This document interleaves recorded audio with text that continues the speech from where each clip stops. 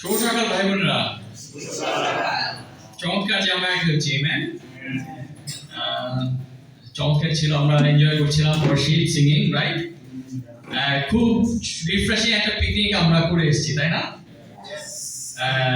চমৎকার ছিল, গেমস এবং সমস্ত কিছু, খাবার দাবার, ফেলোশিপ, দারুণ একটা দিন কেটেছে আমাদের। সেই অনেক হিডেন ট্যালেন্টস বের হয়ে আসছে স্পোর্টসে, এবং আমি খুব অবাক হয়েছি। আমার টিমে তিশা ছিল। তিশাকে নাকি ও যখন স্কুলে পড়তো, ওকে গ্রাম থেকে, বিভিন্ন গ্রাম থেকে এসে ওকে ভাড়া করে নিয়ে যেত খেলার জন্য, ক্রিকেট খেলার জন্য, এবং ওর পিকেএসপিতে যাওয়ার সম্ভাবনা ছিল। আমি চিন্তা করে দেখি, যদি ও পিকেএসপিতে যেত, এখন হয়তো বাংলাদেশ ক্রিকেট টিমে কোনো ডানে বাইরে থাকতো হয়তো। তো খুব ইন্টেন্স প্রতিযোগিতামূলক খেলা সে খেলেছে, এবং আমি অবাক হয়ে চিন্তা করেছি যে he has something that we don't know, right? আর আমি বুঝতে পারবো না উর্মির ডাই ডগের বলে একদম আমি তাকে চেক করতেছিলাম পরে যে ঠিক আছে, বেশি ব্যথা পারে তো, ফার্স্ট এড নিছো? ও বলছে, দাদা আমি আমার ছোটবেলায় ফিরে গেছি, আমার চাইল্ডহুডে ফিরে গেছি। আমার চাইল্ডহুডে এরকম ভাবে আমি দৌড়াইতাম, আমি দৌড়ে খুব ভালো ছিলাম, রাইট? উর্মিকে দেখে বোঝা যায় না যে ও দৌড়ে এত ভালো থাকতে হতে পারে বা এইভাবে টাইপ দিতে পারে বোন নিয়ে, রাইট? গ্রেট। আজকে আমরা টিম ওয়ার্ক নিয়ে কথা বলবো, আর আমরা আরো কিছু বিষয় দেখব।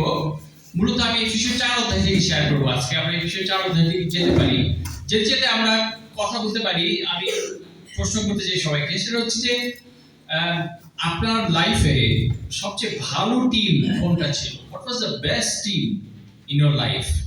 টিম ওয়ার্কের কথা আমরা কম বেশি টিম ওয়ার্ক করেছি, যেহেতু আমরা স্পোর্টসে ছিলাম, খেলাধুলায় ছিলাম। টিম ওয়ার্ক বলতে পারেন যে এরকম একটা টিমের সাথে আমি ছিলাম, এরকম একটা টিম ছিল আমাদের, যেটা আমার মানে চিন্তা করলে এখনো ভালো লাগে বা মনটা ভালো হয়ে যায়, বা চিন্তা করি যে চমৎকার একটা টিম ছিল আমরা, বা চমৎকার ভাবে আমরা জিতছি। হয়তো আমরা অনেক কিছু জিতি নাই, আবার হয়তো জিতছিও। হ্যাঁ পপি, আমার মনে পড়ে আমি যখন স্কুলে ছিলাম, গার্লস গাইড হতো, তো গার্লস গাইড আমাদের টিমটা অনেক ইউনাইট ছিল, তো আমরা যেখানেই যেতাম আর কি আমরা ফার্স্ট হইতাম। Wonderful girls guide team, right? হ্যাঁ, ফার্স্ট হয়ে আসতো যেখানে যেত সেখানে, মানে ওরা দাপট দিয়ে বেড়াইতো চারপাশে, লোকজন সবাই জানতো যে ওদের বিষয়। হ্যাঁ ডুয়ার্ট, আমাদের স্কুলে চমৎকার ক্রিকেট টিম ছিল, যদিও মানে অনেক স্ট্রং ছিল না টিমটা, কিন্তু দেখা গেছে যে ইউনিটির জন্য বা টিমের জন্য আসলে আমাদের স্কুলে একবার চ্যাম্পিয়ন একবার রানার্স হই। এবং আনন্দের বিষয় হচ্ছে যে ওই টিমের এখন এখানে 4 জন আছে, রাইট? জুয়েলদা মার্টিন, আমি এডওয়ার্ড, জুয়েল মার্টিন, আমরা 4 জন সেম টিমে ছিলাম। স্কুলে একটা ক্রিকেট টিম করছিলাম আমরা। আমরা ক্রিকেটে তেমন কিছু জানতাম না, কিভাবে টিম আনবে সেটাও জানি না। কেউ একজন চাল দিছে, করে টিম হয়ে গেছিল।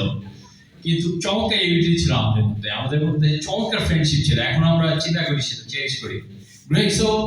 Great team.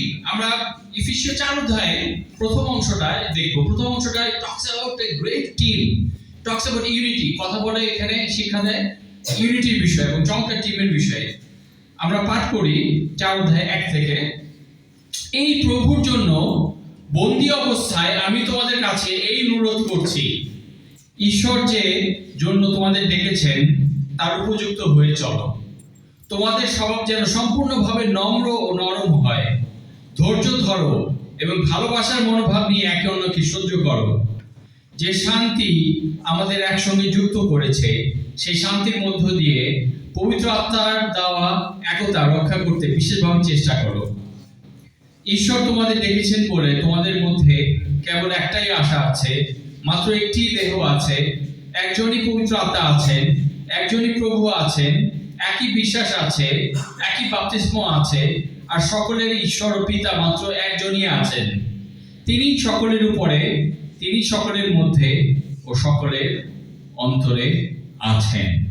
কিন্তু খ্রিস্ট যেভাবে ঠিক করে রেখেছেন সেই পরিমাণ অনুসারে আমরা প্রত্যেকেই বিশেষ দয়া পেয়েছি। পবিত্র শাস্ত্রে এই জন্য লেখা আছে, তিনি যখন স্বর্গে উঠলেন তখন বন্দীদের চালিয়ে নিয়ে গেলেন, আর তিনি লোকদের অনেক দানও দিলেন। আমেন। এই অংশ, প্রথম অংশটা এখানে পল কথা বলছে ইউনিটির বিষয়ে। একটু ব্যাকগ্রাউন্ডে যাই। এই চিঠিটি লেখা হয়েছিল 60 থেকে 62 খ্রিস্টাব্দে, ওই সময়টাতে। এবং পল কোথায় বসে এই চিঠি লিখছেন? প্রিজন, এক্স্যাক্টলি, বন্দি, ছুরি করেছে বলছে, তাই প্রভুর জন্য বন্দি অবস্থায় আমি তোমাদের কাছে অনুরোধ করছি। প্রভুর জন্য বন্দি, চিন্তা করতে পারেন? প্রভুর জন্য বন্দি।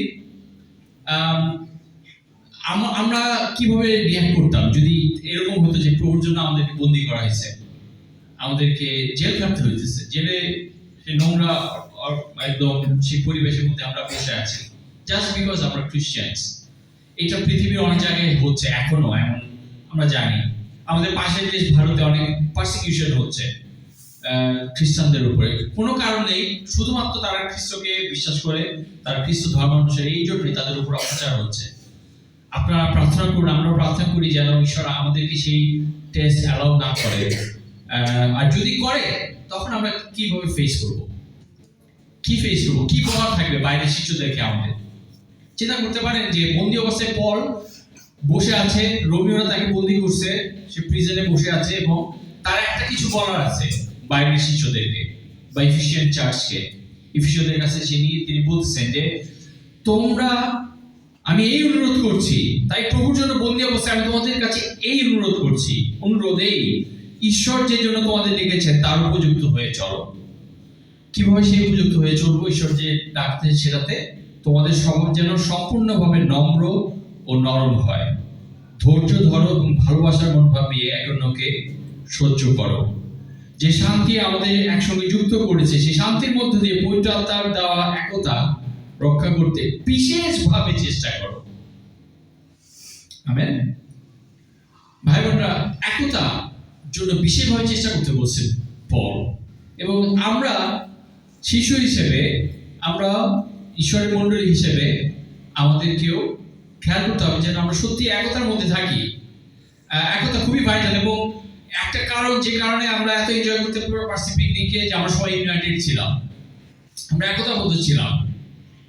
এবং একটা beauty of the church, Dhaka চার্চের একটা চমৎকার সৌন্দর্য হচ্ছে যে আমরা মোটামুটি একতার মধ্যেই আছি, কিন্তু তারপরেও আমাদের আরো ক্লোজ দেখা দরকার। কি দিয়ে একতা তৈরি হয়? পরবর্তী সেই বিষয় যেন তোমাদের স্বভাব যেন 2 পদে বলছে সম্পূর্ণভাবে নম্র ও নরম হয়। তাই সেইটা যথেষ্ট চ্যালেঞ্জিং, সম্পূর্ণরূপে নম্র হওয়া, সম্পূর্ণরূপে নম্র হওয়া এবং নরম হওয়া। ধৈর্য ধরো। আজকে আমরা এই বিষয়গুলোতে কেমন করছি? নম্র হওয়া, নরম স্বভাব, ধৈর্য, ভালোবাসার মনোভাব দিয়ে একে অন্যকে সহ্য করা। আজকে আমরা এই কেমন করছি? সহ্য করা একে অন্যকে। আমাদের একটা বড় টেস্ট হচ্ছে আমরা যারা বিবাহিত তাদের জন্য আমাদের ম্যারেজ, সেখানে কতটুকু আমরা একে অন্যকে সহ্য করতে পারছি। আমাদের যেমন আমার ম্যারেজে একটা প্যাটার্ন আছে যে শিখা যা ফিল করে খুব স্ট্রংলি বলে ফেলে, কিন্তু ও ঠিক কাজটা করে ঠিক মতো। তারপরে ওর কথা যদি আমি ধরে রাখি, তাহলে আগে আমি আর্লি ম্যারেজ ইয়ার্সগুলোতে যেটা হতো যে ওর কথা আমার জন্য, আমি খুব কথা সেন্সিটিভ, কথা খুব কাট করে, হিট করে। সো আগে যেটা হতো যে বিয়ের ইনিশিয়াল বছরগুলোতে ওর কোনো কথা আমি ধরে রাখি যে আমি টোটালি অফ হয়ে আছি, মুড অফ, এবং আমার মেজাজ খারাপ, আমি দূরত্ব মেনটেন করছি এবং আমি সেটা নিয়ে কথা বলতে স্ট্রাগল করছি। এই জায়গায় নম্র হতে আমাকে অনেক শিখতে হয়েছে। এখন আমি বুঝি যে ও জাস্ট রিঅ্যাক্ট করবে, কিন্তু ও যেটা ঠিক সেটা বেস্ট ওয়েতে করে সবকিছু মেনটেন করবে, ও সেরকম, সেটাই ওর স্বভাব, কিন্তু ও বলে ফেলবে। আমি আবার অনেক সময় কথার বিষয়ে খুব কেয়ারফুল থাকতে পারি, খুব গুছিয়ে বলতে পারি বা গুছিয়ে আনতে পারি জিনিসটা। আমি কথায় রিঅ্যাক্ট করি কম, কিন্তু আমার স্বভাবে রিঅ্যাক্ট করি আমি বেশি। কিন্তু আমাদের দুজনকে শিখতে হয়েছে যেন একে অন্যকে আমরা সহ্য করতে পারি, একে অন্যকে বুঝতে পারি, আমরা একে অন্যের সঙ্গে চলতে পারি এক হয়ে, যেন আমরা বাচ্চাদের নিডগুলো ফুলফিল করতে পারি, আমাদের মায়েদের নিডগুলো আমরা ফুলফিল করতে পারি।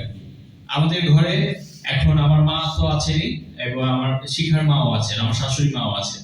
সো আমি খুবই ধন্যবাদ দিই ঈশ্বরকে এই সুযোগের জন্য যে আমাদের ঘরে আমরা সার্ভ করতে পারছি 2টা মাকে। এবং প্রশ্ন হচ্ছে যে আজকে আপনি কিভাবে সহ্য করেন আপনার পার্টনারকে? বিবাহিতদের কাছে আমার প্রশ্ন, ডিসাইবল ভাই বোনদেরকে, শিশু ভাই বোনদেরকে আপনি কতটুকু সহ্য করেন? আপনার ধৈর্য কতটুকু? কিভাবে আপনি ধৈর্য মাপবেন? কিভাবে আপনি ধৈর্যকে মাপবেন? ধৈর্য ধরতে বলা হয়েছে। আমাদের মধ্যে অধিকাংশ মানুষেরই সেটা খুব ভালো সেই স্ট্রেংথ না, এটা আমাদের স্ট্রেংথ না। এখানে কেউ কি আছে যে মনে করে যে ধৈর্য আমার স্ট্রেংথ? কেউ কি আছে? ও বাবা, জনথন, আচ্ছা, amen. Good to know that what you are good at. আমি আমার পেশা অনুযায়ী আমি ধৈর্য শিখতে বাধ্য হয়েছি কিছুটা। পাপিয়া ধৈর্যশীল, বাকি বলতে পারবে বাচ্চাদের সামনে। আচ্ছা, বাচ্চাদের সঙ্গে তুমি বলছি, ওকে, এক্সেলেন্ট। সো আমার প্রফেশনে আমাকে বাধ্য হয়েছে ধৈর্য শিখতে। এর কারণ হচ্ছে যে আমি যেখানে পড়াই সেখানে অধিকাংশই অনেক টাকা পয়সা দিয়ে ছাত্ররা আসে, বা আমাদের অথরিটি বলে যে আপনারা রিয়্যাক্ট করবেন না, আপনারা ওদেরকে কোনো ধরনের বড় ধরনের বকাঝকা দিবেন না। এটা আমাদের প্রত্যেক সেমিস্টার মিটিং হয়, সেমিস্টার শুরু হলে সেই মিটিংয়ে আমাদেরকে ইনস্ট্রাক্ট করা হয়। এবং আমাদের মধ্যে, আমি এতগুলো বছর হয়েছে আমার, আমি ইয়ারবিতে পড়াচ্ছি প্রায় 11 বছরের বেশি, শুনতে শুনতে প্রত্যেকবারই এটা বলা হয় এবং শুনতে শুনতে ট্রেন হয়ে গেছি এবং আমি সেটা প্র্যাকটিসও করেছি। অলমোস্ট আমাদেরকে রিপোর্ট দেয়, আমাদের স্টুডেন্টরা আমাদের বিষয়ে রিপোর্ট দেয় সেমিস্টার শেষ হলে। তো ওই রিপোর্ট আবার অথরিটি খুব স্ট্রংলি দেখে। ওই রিপোর্ট তারা একদম সবারটা পড়ে সেটা মার্ক করে পাঠিয়ে দেয় ডিনদের কাছে যে আপনার ওই ফ্যাকাল্টির এইটা চেঞ্জ করতে বলেন, ওই ফ্যাকাল্টির এই সেটা চেঞ্জ করতে বলেন। সো আমার কোনো উপায় নেই ধৈর্যশীল হওয়া ছাড়া। এবং অধিকাংশ সময় আমি ভালো রিভিউ পাই এখন, কারণ আমি এতদিন কাজ করতে করতে শিখে গেছি সেটা। কিন্তু এটা সবসময় ইজি না। কিছু কিছু স্টুডেন্ট আছে, যেমন আমাদের ফাইনাল পরীক্ষা শেষ হলো, ফাইনাল পরীক্ষার মার্কিং হলো, সেই মার্কিং দেওয়ার পরে আমাদের নিয়ম আছে যে ফাইনাল পরীক্ষায় যে রেজাল্ট হবে তখন ওদের ছুটি থাকে, ছাত্ররা পরীক্ষা দিয়ে ছুটিতে চলে যায়।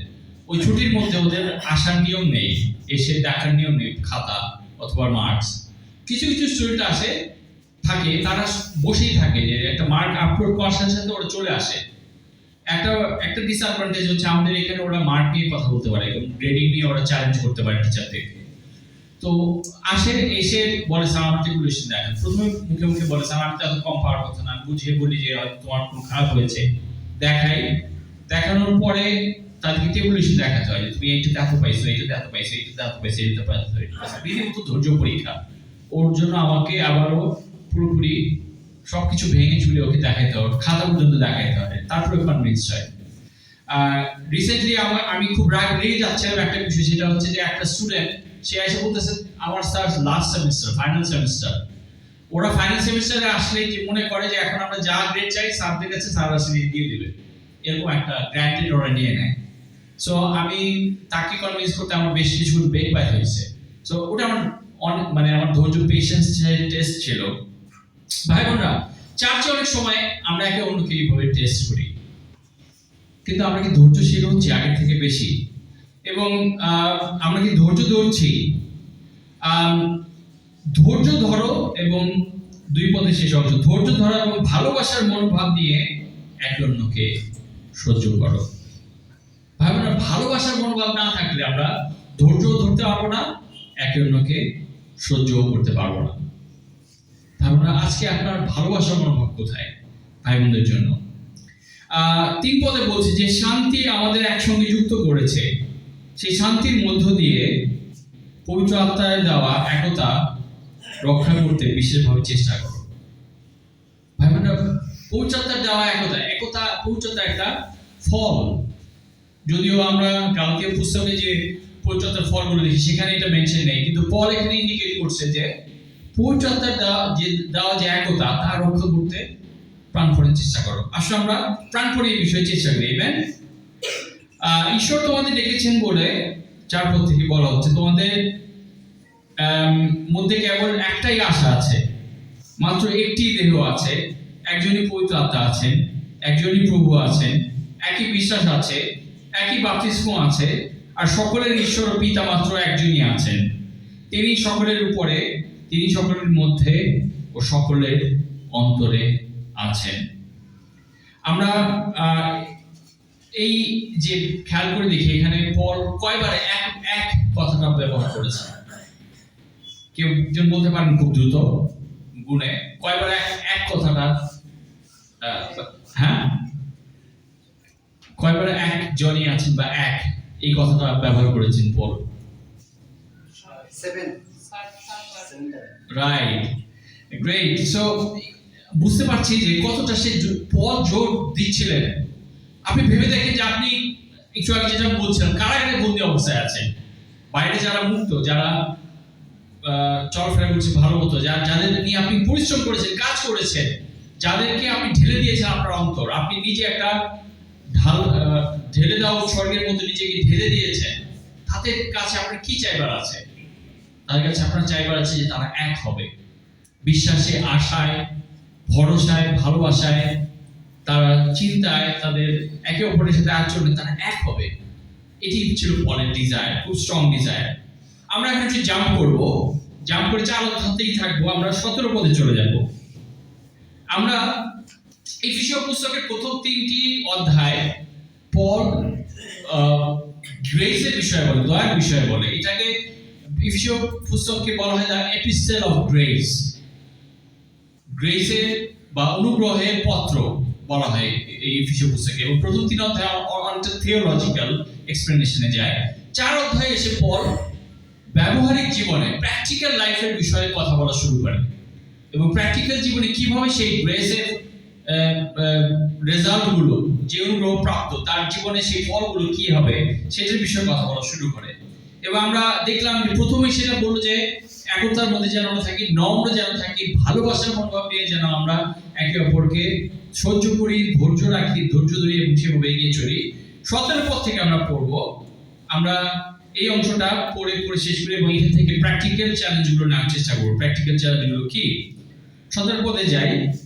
এই জন্য আমি বলছি, আর প্রভুর হয়ে বিশেষ জোর দিয়েই বলছি, অজিহুদীদের যেভাবে বাজে চিন্তার মধ্যে তাদের জীবন কাটায়, অজিহুদীরা যেভাবে বাজে চিন্তার মধ্যে তাদের জীবন কাটায়, তোমরা সেইভাবে জীবন কাটাইও না। তাদের মন অন্ধকারে পড়ে আছে, অন্তর কঠিন বলে তারা ঈশ্বর সম্বন্ধে কিছু জানে না, আর সেই জন্য ঈশ্বরের দেওয়া জীবন থেকে তারা অনেক দূরে আছে। তাদের বিবেক অসাড় হয়ে গেছে, তাই তৃপ্তিহীন আগ্রহ নিয়ে সব রকম অসুচি কাজ করবার জন্য তারা লাগাম ছাড়া কামনার হাতে নিজেদের ছেড়ে দিয়েছে। কিন্তু তোমরা তো খ্রিস্টের বিষয়ে এরকম শিক্ষা পাওনি। তোমরা তার বিষয়ে শুনেছিলে আর তার সঙ্গে যুক্ত হয়ে তার মধ্যে যে সত্য আছে সেই অনুসারে শিক্ষা পেয়েছিলে। তোমরা এই শিক্ষা পেয়েছিলে যে তোমাদের পুরনো জীবনের পুরনো আমিকে পুরনো কাপড়ের মতোই বাদ দিতে হবে, কারণ ছলনার কামনা দ্বারা সেই পুরনো আমি নষ্ট হয়ে যাচ্ছে। তার বদলে ঈশ্বরকে তোমাদের মনকে নতুন করে গড়ে তুলতে দাও, আর ঈশ্বরের দেওয়া নতুন আমিকে নতুন কাপড়ের মতোই পরো। সত্যের নির্দোষিতা ও পবিত্রতা দিয়ে এই নতুন আমিকে ঈশ্বরের মতো করে সৃষ্টি করা হয়েছে। এই জন্য তোমরা মিথ্যা ছেড়ে দাও এবং একে অন্যের কাছে সত্যি কথা বলো, কারণ আমরা সবাই একে অন্যের সঙ্গে যুক্ত। যদি রাগ করো তবে সেই রাগের দরুন পাপ করো না। সূর্য ডুববার আগেই তোমাদের রাগ ছেড়ে দিও, আর শয়তানকে কোনো সুযোগ দিও না। যে চুরি করে সে আর চুরি না করুক, বরং নিজের হাতে সৎভাবে পরিশ্রম করুক, যেন অভাবী লোকদের দেবার জন্য তার কিছু থাকে। তোমাদের মুখ থেকে কোনো বাজে কথা বের না হোক, বরং দরকার মতো অন্যকে গড়ে তুলবার জন্য যা ভালো তেমন কথাই বের হোক, যেন যারা তা শোনে তাতে তাদের উপকার হয়। তোমরা ঈশ্বরের পবিত্রতাকে দুঃখ দিও না, যাকে দিয়ে ঈশ্বর মুক্তি পাওয়ার দিন পর্যন্ত তোমাদের সিলমোহর করে রেখেছেন। সব রকম বিরক্তি প্রকাশ, মেজাজ দেখানো, রাগ, চিৎকার করে ঝগড়াঝাঁটি, গালাগালি আর সব রকম হিংসা তোমাদের কাছ থেকে দূর করো। তোমরা একে অন্যের প্রতি দয়ালু হও, অন্যের দুঃখে দুঃখী হও, আর ঈশ্বর যেমন খ্রিস্টের মধ্য দিয়ে তোমাদের ক্ষমা করেছেন তেমনি তোমরাও একে অন্যকে ক্ষমা করো। আমেন। বেশ বড় একটা অংশ, পর অনেক কিছু বলছেন, আমরা একটু কাছ থেকে দেখে যাই। আবারও আসি 17 পদে। কি বলছেন পল? এই জন্য আমি বলছি, আর প্রভুর হয়ে বিশেষ জোর দিয়ে বলছি, অজিহুদীরা যেভাবে বাজে চিন্তার মধ্যে জীবন কাটায়, তোমরা আর সেইভাবে জীবন কাটিও না। বাজে চিন্তার মধ্যে জীবন কাটায়, রাইট? অজগিদিরা, মূলত এখানে পেগানদের বিষয়ে বলা হচ্ছে, এবং পেগানরা ছিলেন বহু দেব দেবতার পূজারী, এবং তাদের লাইফস্টাইল, তাদের জীবন আচরণ অবশ্যই ছিল যে সেখানে ঈশ্বরকে খুশি করার মতো অনেক কিছু ছিল না। পল আপিল করছে ইফিসিয়ানদের কাছ থেকে অজিহদের মতো জীবন কাটায় না। তারা যে সমস্ত বাজে চিন্তার মধ্যে জীবন কাটায়, সেই বাজে চিন্তার মধ্যে থেকো না। তাদের মন অন্ধকারে পড়ে আছে, 18 পদে বলেছে, অন্তর কঠিন করে তারা ঈশ্বর সম্বন্ধে কিছু জানে না, আর সেই জন্য ঈশ্বরের দেওয়া জীবন থেকে তারা অনেক দূরে আছে। ইংলিশ বাইবেলে বলছিল হোপলেসলি কনফিউজড। জগতের এই যে পেগানদের কথা, যারা বহু দেব দেবতার পূজা করতো, যারা এমন একটা জীবন যাপন করতো যে জীবন ঈশ্বরকে খুশি করে না, তাদের বিষয়ে সে যখন বলছিল, এনএলটি ভার্সন আমি পড়ছিলাম, সেখানে বলছিল যে দে আর হোপলেসলি কনফিউজড। ভাই বোনরা, মন্ডলী হিসেবে আপনি কি কনফিউজ আপনার বিশ্বাসের জীবনে? কয়েক সপ্তাহ আগে জুয়েল কথা বলছিল ডিলেমার বিষয়ে, ডিলেমা বেছে নেওয়ার বিষয়, রাইট? কোনটা বেছে নেব, কিভাবে? হ্যাঁ, অবশ্যই আমাদের জীবনে প্রশ্ন আছে, ডিলেমার পরিস্থিতি আসে, কিন্তু গভীর সত্যগুলোর বিষয়ে কি আপনি কনফিউজ? আপনি কি কনফিউজ যে আপনাকে জগৎ থেকে যে আলাদা করে নিয়ে না হয়েছে, আপনাকে সেই নতুন জীবনে ডাকা হয়েছে, এই বিষয়ে কি আপনি কনফিউজ? আপনি কি কনফিউজ যে আপনার সাথে ঈশ্বরের সন্ধি হয়েছে, সারা জীবনের সমস্ত পাপ তিনি ক্ষমা করবেন যদি আমরা তার পথে চলতে থাকি, আমরা যদি কনফেস করি, আমরা পাপ স্বীকার করি, এবং আমরা মন ফেরানো জীবনযাপন করতে থাকি? আপনি কি কনফিউজ যে সত্য, বাইবেলের সত্য আমাদেরকে অনন্ত জীবন দিতে পারে এই সত্যের উপর জীবনযাপন করলে? নাকি চার্চ আপনার কাছে ক্যাজুয়াল হয়ে গেছে, খুব ক্যাজুয়াল একটা বিষয় হয়ে গেছে, মন্ডলী খুব ডাল ভাত হয়ে গেছে, এই গেলাম, এই গেলে গেলাম, না গেলে না গেলাম, সেরকম কি হয়ে গেছে? হ্যাঁ, অবশ্যই আমাদের ব্যস্ততা থাকতে পারে, আমরা এঙ্গেজ থাকতে পারি, অব্লিগেশন থাকতে পারে, দায়িত্ব থাকতে পারে, কিন্তু ইন ইওর হার্ট, আপনার হার্টে আস্ক ইউরসেলফ, আপনার অন্তরে জিজ্ঞেস করে দেখেন, আপনি কি রিগার্ড করেন যিশু যা করছে আপনার জন্য? যিশু যে ব্যক্তিগতভাবে আপনার ত্রাণকর্তা, সেই বিষয়ে কি আপনি কনফিউজ? যিশু আপনার জন্য ক্রুশে ঝুলেছেন, যে মৃত্যু তিনি নিয়েছেন, লজ্জাজনক মৃত্যু, অপমানের মৃত্যু, এই বিষয়ে কি আপনি গ্রেটফুল নাকি কনফিউজ? যদি আপনি কনফিউজ থাকেন অনেক বিষয়, ফেইথের বিষয়ে আপনি কথা বলেন, আমি উৎসাহ দিই আপনাকে, টক অ্যাবাউট ইট।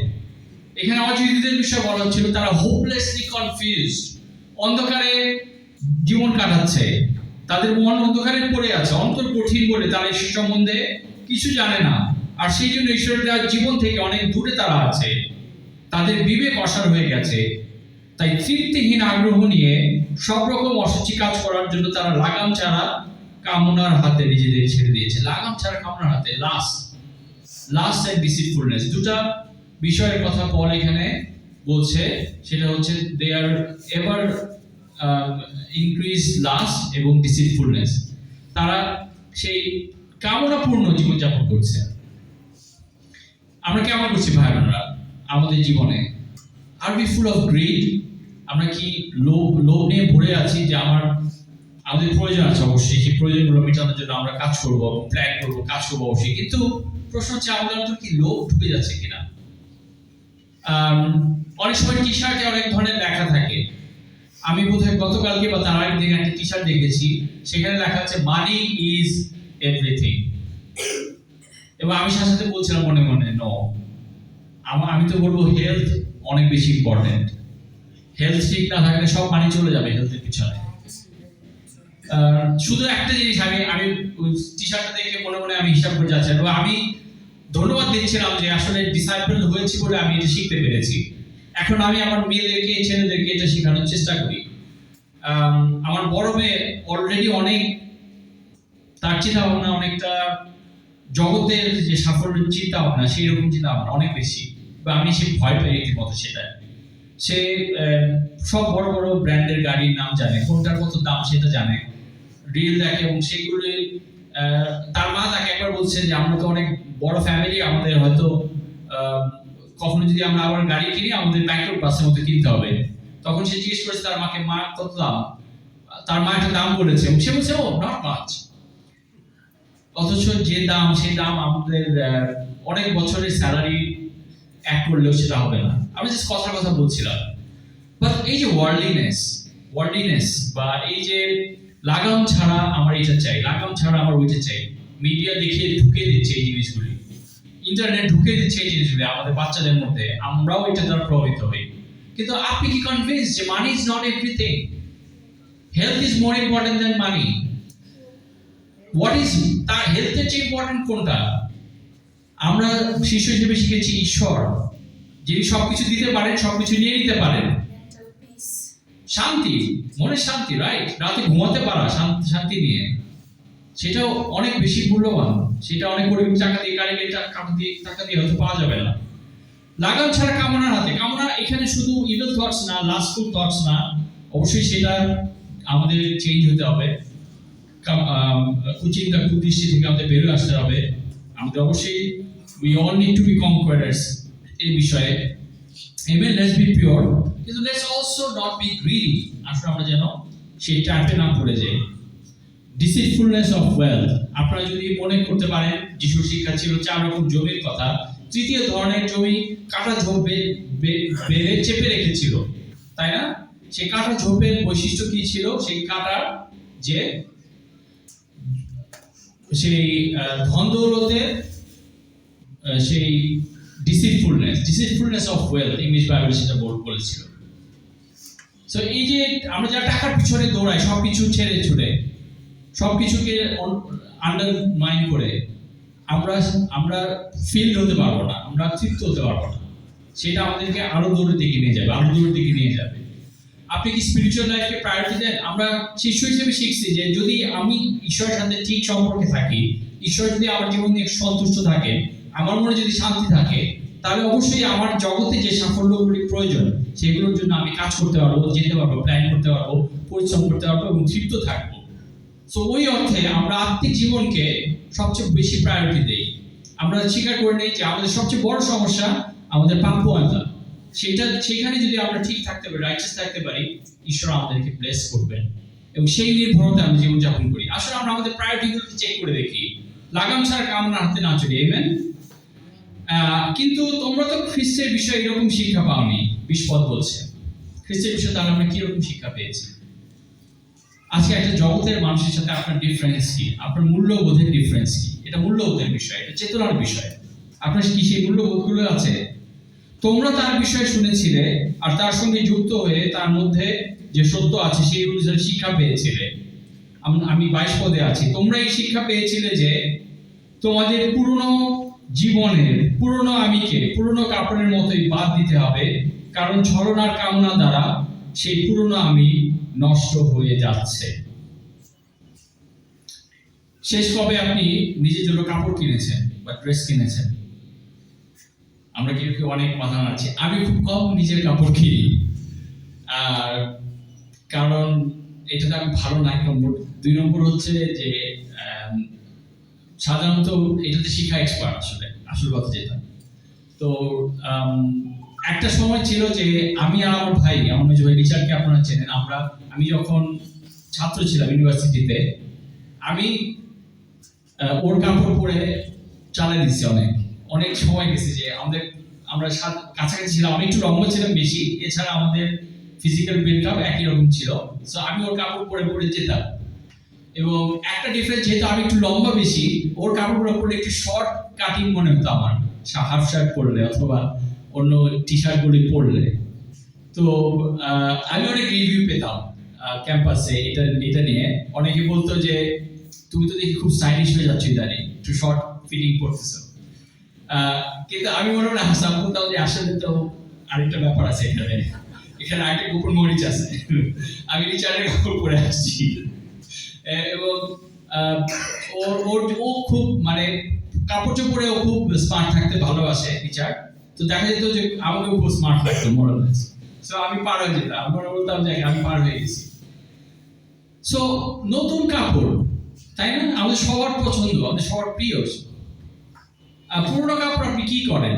আসলে পুরোনো কাপড় দিয়ে কি হয়? আমি ছোটবেলায় দেখতাম আমাদের পুরোনো কাপড়গুলোকে কেটে কেটে মারা, ওই ঘর মোছার জন্য, আসবাবপত্র ঝাড়ার জন্য তৈরি করতে হয়। এটা কমন করছে না পাপিয়ার সাথে এবং অনেকের সাথেই, সেভাবেই আমরা পুরোনো কাপড়কে ব্যবহার করি।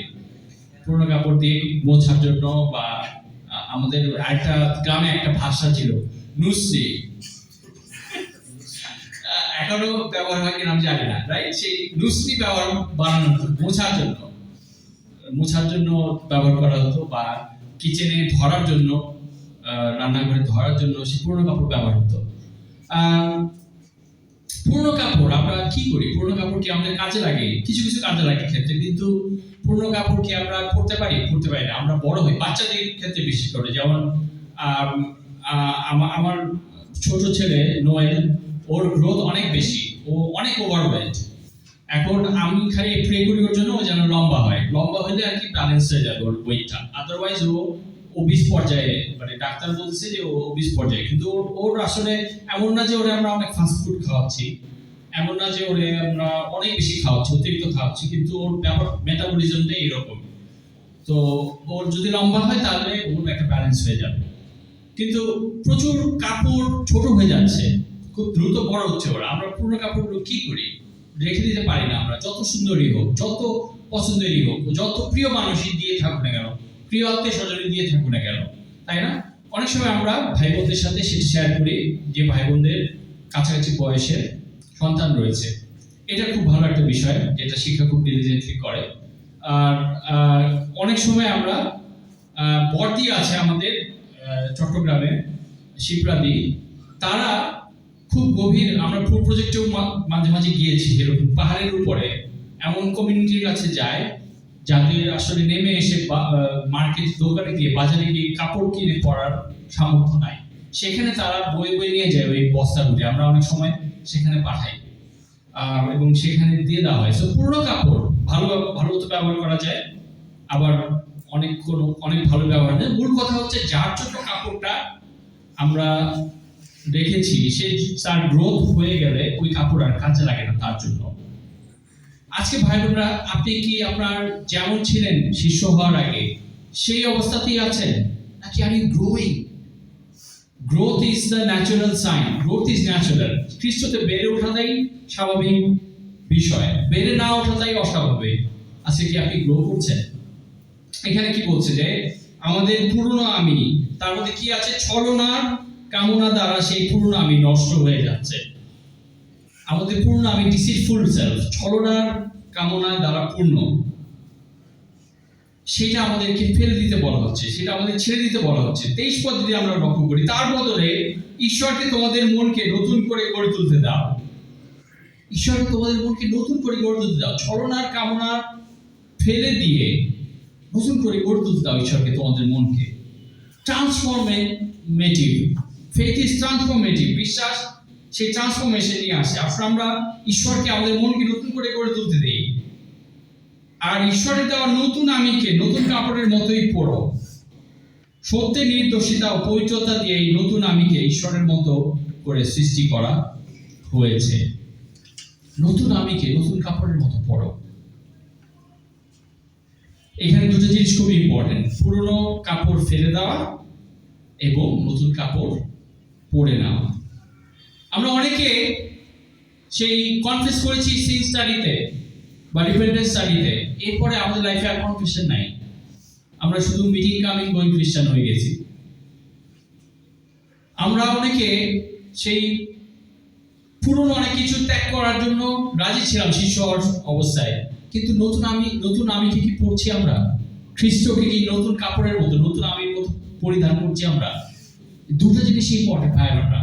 রিপেন্টেন্সের দুটো পার্ট আছে, যে পাপ করা থামানো এবং ঈশ্বরের দিকে ফেরা। স্টপ সিনিং, টার্ন অ্যাবাউট এবং ঈশ্বরের দিকে ফেরা, দুটোই ইম্পর্টেন্ট।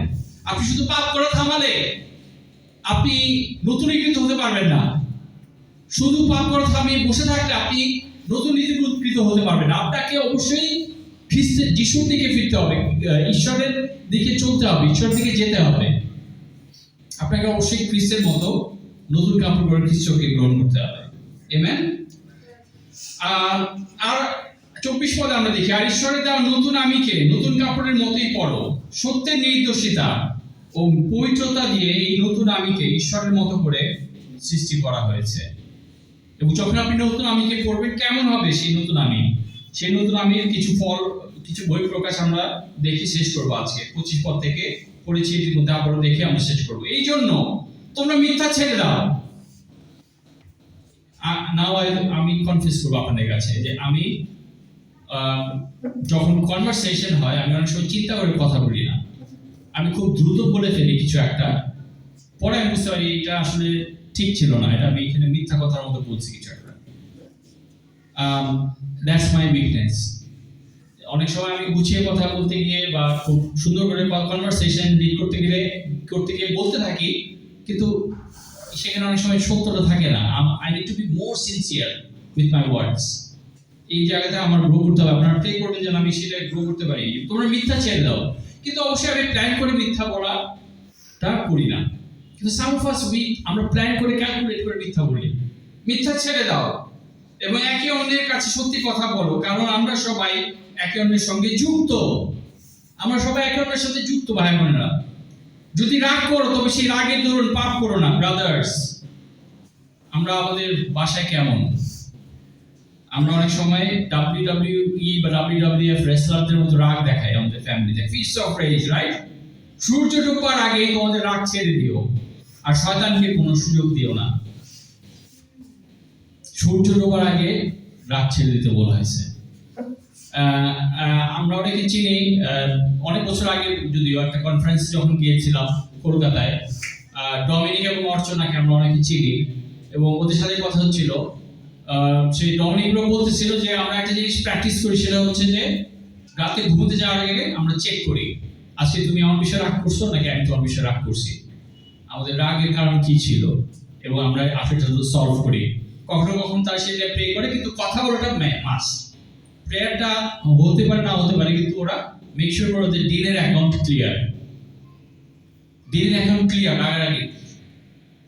আজকে আমরা কি শয়তানকে সুযোগ দিচ্ছি?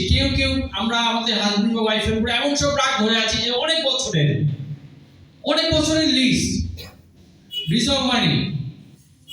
আপনি কি করবেন এগুলো নিয়ে, এই রাগ নিয়ে, এই অভিমান নিয়ে? এটা আপনি ক্যারি করতে থাকবেন নাকি এটা নিয়ে কথা বলবেন? কথা বলতে গেলে যদি বিরোধ হয়, আপনি অন্য কারো কাপলের সাহায্য নেবেন, নাকি আপনি এটা এভাবে লিখে দেবেন যে ও আসুক আগে, ওর দোষ, ও রাগ করছে, ওর দোষ, বা ও এটা করছে, ও তো আমি তো এই। আপনি কি এভাবেই থাকতে চান, নাকি আপনার অ্যাকাউন্ট আপনি ক্লিয়ার করতে চান? স্ক্রিপচার বলতেছে যে শয়তানকে সুযোগ দিও না। নো ওয়ান্ডার আপনার লাইফে সে পিস কোথায়, আপনার লাইফে শান্তি আসবে কি করে? আপনি তিক্ততার মধ্যে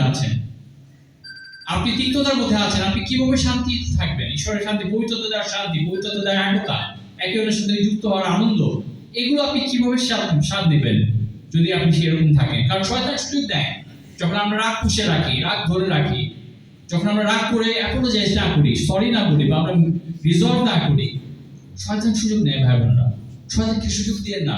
স্পেশালি ব্রাদার্স আমি বলবো, এটা অবশ্যই ব্রাদার সিস্টার সবার জন্যই। বিটারনেস সবাইকে আমাদের আক্রান্ত করে। আসলে আমরা এটাকে সুযোগ না দিই। যে চুরি করে সে যেন চুরি না করুক আকাশ পথ, বরং নিজের হাতে সৎভাবে পরিশ্রম করুক, যেন অভিযোগদের লোকদের দেওয়ার জন্য তার কিছু থাকে। শেষ অংশ আমরা শেষ করব 2-3 মিনিটে। তোমাদের মুখ থেকে কোনো বাজে কথা বের না হোক, বরং দরকার মতো অন্যকে গড়ে তুলবার জন্য যা ভালো তেমন কথাই বের হোক, যেন যারা তা শোনে তাতে তাদের উপকার হয়। এটা আমার স্ট্রেংথ, কিন্তু এটা আমাদের অনেকের স্ট্রেংথ না ভাই বোনেরা। How about you? আপনার বিষয় কেমন? আপনি কি এমন সব কিছু বলেন যা অন্যদের গড়ে তোলার জন্য উপকারে ব্যবহার হয়? তোমরা ঈশ্বরের পবিত্রতাকে দুঃখ দিও না, যাকে দিয়ে ঈশ্বর মুক্তি পাওয়ার দিন পর্যন্ত তোমাদের সিলমোহর করে রেখেছেন। আমরা যখন রাগের মধ্যে থাকি, আমরা যখন আনরিজলভ কনফ্লিক্টে থাকি, বিটারনেসে থাকি, আমাদের মধ্যে পবিত্রতা দুঃখ পায়। যে পবিত্রতাকে আমাদের দেওয়া হয়েছে মুক্তি পাওয়ার দিন পর্যন্ত সিলমোহর হিসেবে, আসলে আমরা সেগুলোকে ত্যাগ করি। শেষ 31 এবং 32 পদে আমরা দেখব সব রকম বিরক্তি প্রকাশ, মেজাজ দেখানো, রাগ, চিৎকার করে, ঝগড়াঝাটি, গালাগালি আর সব রকম হিংসা তোমাদের কাছ থেকে দূর করো। তোমরা একজনের প্রতি দয়ালু হও, অন্যের দুঃখে দুঃখী হও, আর ঈশ্বর যেমন খ্রিস্টের মধ্যে দিয়ে তোমাদের ক্ষমা করেছেন, তেমনি তোমরাও একে অন্যকে ক্ষমা করো। আসলে আমরা একে অন্যকে ক্ষমা করি ভাই বোনরা। দুটো জিনিস আজকে ফোকাস করছি। একটা হচ্ছে ইউনিটি। প্রথমত আমরা দেখছিলাম যে একতাবদ্ধ হওয়া, 7 বার বলেছে পরে এক কথাটা। বন্দি অবস্থায় বাইরে যারা মুক্ত তাদেরকে কি বলার ছিল পরে? তোমরা একতাবদ্ধ হও। আসলে আমরা এটি নিয়ে কাজ করি, পবিত্রতা দেওয়া, শান্তি এবং আনন্দ দিয়ে আমরা সেই একতার মধ্যে থাকি এবং নম্রতার প্র্যাকটিস করি। দ্বিতীয়ত আমরা দেখেছি নতুন আমিকে পড়া। আমরা অনেকেই পুরনো আমিকে ফেলে দিয়েছি অনেক কিছু, কিন্তু নতুন আমিকে পড়ছি না। Wear Christ like new clothing. খ্রিস্টকে নতুন আমি হিসেবে পড়া। What would be your style statement? আপনার স্টাইল স্টেটমেন্ট কি হবে? অনেক সময় জিন্সের অ্যাড দেওয়া হতো, রাইট? ছোটবেলায় আমাদের চোখে খুব চমৎকার লাগতো জিন্স প্যান্টের অ্যাড। আমরা জিন্স প্যান্টে খুব ভক্ত ছিলাম এক সময়। সেখানে স্টাইল স্টেটমেন্ট থাকতো যে এটা পড়লে আপনি you are like this, you are like that, you are the real man. Let us be real man with Jesus. Amen.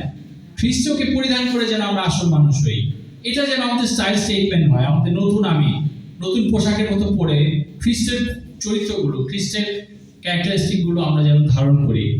আসুন, যদি অনেক বছরের অ্যাকাউন্ট জমে যায় আমাদের বিটারনেসের, রাগ ধরে রাখার, আসুন এটা ক্লিয়ার করি, এটা কথা বলি। ব্রাদার সিস্টারদের মধ্যে আমরা রিজলভ হই। অনেক কিছুর অ্যান্সার অনেক সময় শুধুমাত্র ক্ষমা করে দেওয়া, হার্ট থেকে সেটা ছেড়ে দেওয়া। যদি আপনার কষ্ট হয় সেটা কাউকে গ্র্যাব করেন, কাউকে সাথে কথা বলেন, কেউ একজন নিশ্চয়ই আপনাকে সময় দিতে পারবে রিজলভ হওয়ার জন্য।